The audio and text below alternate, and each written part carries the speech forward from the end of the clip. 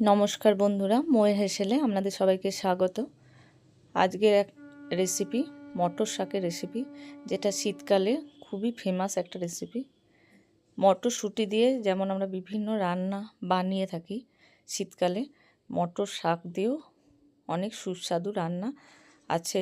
তবে এটা সব থেকে সিম্পল এবং খুবই একটা ইজি রেসিপি, চট জলদি বানিয়ে ফেলা যায়। প্রথমে মটর শাকগুলোকে ওরকমভাবে বেছে নিয়েছি, তারপর ছোট্ট ছোট্ট টুকরো করে কেটে জল দিয়ে ভালো করে ধুয়ে জল ঝরিয়ে রেখেছি। এবার কড়াইয়ে সর্ষের তেল দিয়ে তাতে কালো জিরে ফোড়ন, শুকনো লঙ্কা দেব। এবার ছোট্ট ছোট্ট টুকরো করে বেগুন রেখে দিয়েছি, বেগুনটাকে ভাজবো। শীতকালে বেগুনের তো আলাদাই স্বাদ হয়, সে তো আপনারা জানেনই, যেটা অন্য কোনো সময় বেগুনের এত স্বাদ পাওয়া যায় না।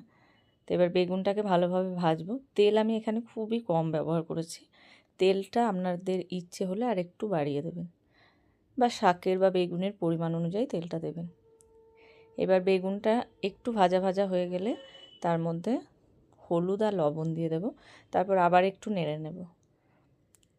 এবার একটু ঢাকা দেব, এটা অল্প তেলে যাতে সুন্দর রান্নাটা হয়, সেই জন্য এরকমভাবে ঢাকা দিয়ে করলাম। যদি তেল বেশি দেন তাহলে ঢাকা দেওয়ার প্রয়োজন নেই, এমনি বেগুনটাকে ভালো করে ভেজে নেবেন। তারপর বেগুনটা ভাজা হয়ে গেলে টুকরো করা শাকগুলো, যেটা জল ঝরিয়ে রেখেছিলাম, সেইগুলো দিয়ে দেবো। এবার বেগুনের সাথে এটা একটু ভালো করে মিশিয়ে নেব।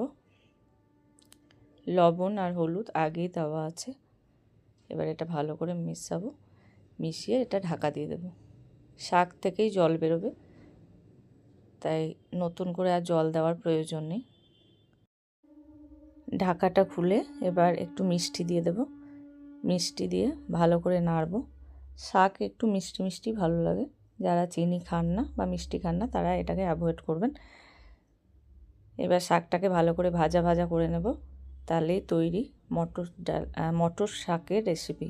খুবই সুস্বাদু, ইজি এবং সিম্পল একটা রেসিপি, অবশ্যই ট্রাই করবেন।